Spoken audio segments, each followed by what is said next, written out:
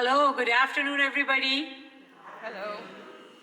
I'm Salma Zahid, your Member of Parliament for this great riding of Scarborough Centre, and it is my immense pleasure to welcome you all to our annual celebration of International Women's Day. So this event we hold every year to make sure that March 8th, and today we are at the eve of March 8th, is celebrated here in the riding of Scarborough Centre. March 8th is International Women's Day, an occasion celebrated globally across the world to highlight the advancements in gender equality and to recognize women's and girls' social, economic, cultural, and political achievements. As mentioned by Premier, this year's International Women's Day theme by Government of Canada is Strength in Every Story. This highlights the importance of listening to and amplifying the voices of all women, particularly those who need our support to break down the barriers. When women and girls can seize opportunities, they drive innovation, support the economy, and create a better future for everyone.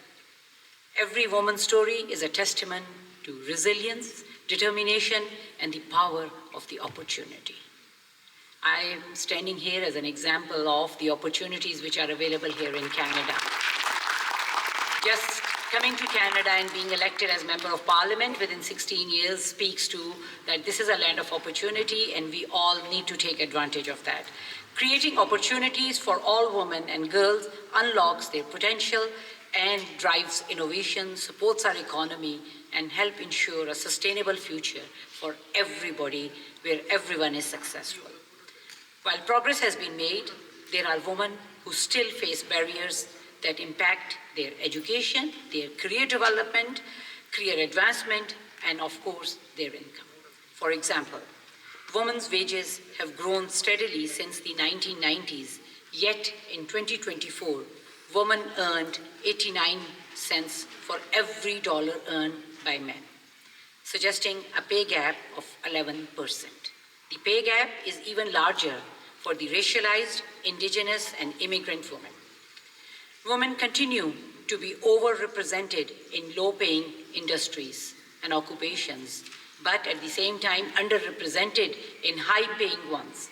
In 2018, Canadian women made 59% of minimum wage workers, a proportion virtually unchanged since 1997. So that shows clearly that not much has been achieved in those years. In 2021, women made up 35% of STEM bachelor's degree holders among Canadians which are aged 25 to 64. Furthermore, women with STEM degrees are more likely to be unemployed and have lower median salaries than men with STEM degrees. In 2022, women reported spending 4 hours more on average in a week looking after care-dependent adults and 8 hours more on average in a week caring for the children as compared to men. Empowering women and girls through initiatives that support them and their families lays the groundwork for a very strong, sustainable future for everyone. Our government created Women and Gender Equality Canada to support women and Indigenous women's organizations by funding programs that address systemic change, improve women's economic security and prosperity, end violence, and encourage women to undertake leadership roles.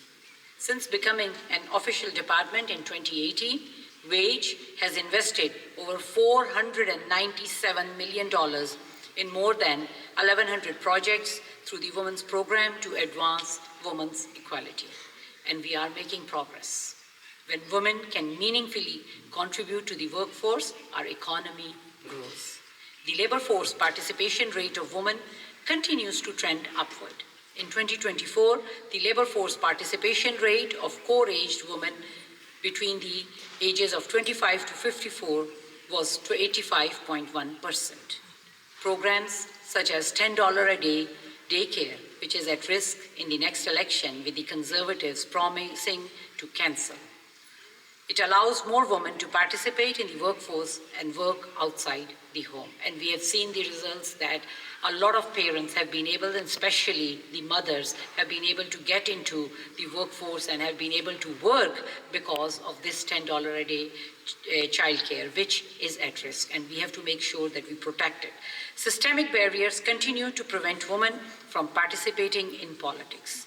These barriers include traditional gender roles and stereotypes formed as a result of discriminatory attitudes and norms, and online threats of violence against women in politics as well as public life.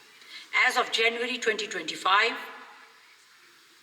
30.5% of the federal MPs were women. So out of 338 members of parliament, the percentage of the women MPs is only 30.5%. We are far away from the 50% gender equality. And out of the premiers, only 2 out of 13 premiers are women. So that speaks of that more of you need to step up and be involved at all levels of politics. I hope that some of the women in this room today may see a place for themselves in public life and decide to take that step, as our perspective is very much needed at the tables where decisions are made.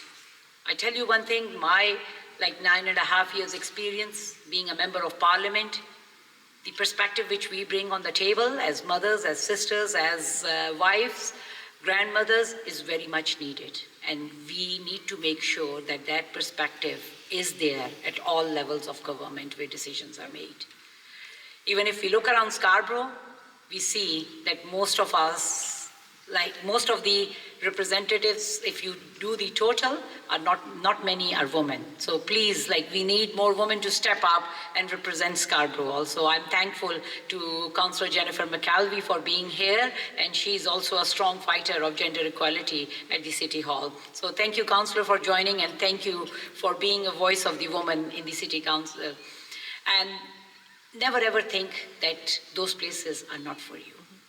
We have to break those glass walls. Never ever anyone thought that a Muslim woman wearing a hijab would be sitting in the House of Commons. I'm the first woman wearing a hijab in the House of Commons. So we can break those glass walls. We can be there. Don't be scared.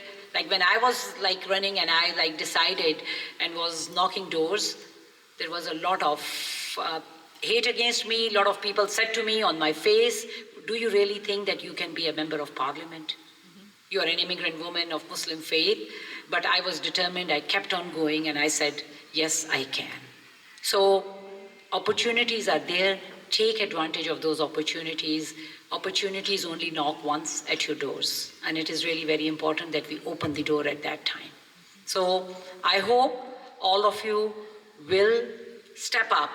And also, I think we need to provide support to each other. We need to provide mentorship. And especially those mothers, grandmothers who are here, provide support and mentorship to our next generation so that they can step up, and for them sky should be the limit. So I am here as available to you. If any one of you wants to come and I take that advantage of mentorship from me, my doors are always open. I would love to see our young women more into politics, and I would like to really mentor them. And more than ever, we all need to be united. United here in our community and united as Canadians. We face threats from USA. I must tell you, we all need to say, Canada will never be a 51st state. Canada will always be a sovereign country, and we all will rally behind our Canadian flag and protect Canada. No one can point out fingers for Canada, so we need to be united. We need to lean on each other. I know with the tariffs, times are difficult, but I know the Canadians, the values they believe in, the resilience, and the determination they have to fight back. We will fight back. We are all united as Canadians under our maple leaf flag. So more than ever, The need for unity is there. And I'm very hopeful, knowing you all, we all will be there to protect our Canadian workers, to make sure that Canada always remains sovereign. So whether it is supporting women in politics or in businesses, leadership, culture, or safety and security, all of us have to play a role in advancing equality. So let's, this International Women's Day, celebrate the women and girls in your life and share their stories. Share the stories of the friends you know. Share the stories of your mothers and grandmothers. I think as we celebrate International Women's Day, I remember my late mother, who I lost in my first campaign in 2015. It was a difficult time, but I think she's there to guide me every day. The values with which she brought me up guide me every step of my life. So let's continue to celebrate our mothers, our grandmothers, our sisters, our daughters and daughter-in-laws and spouses. And I'm sure all of you will be out celebrating with pride International Women's Day tomorrow. Thank you.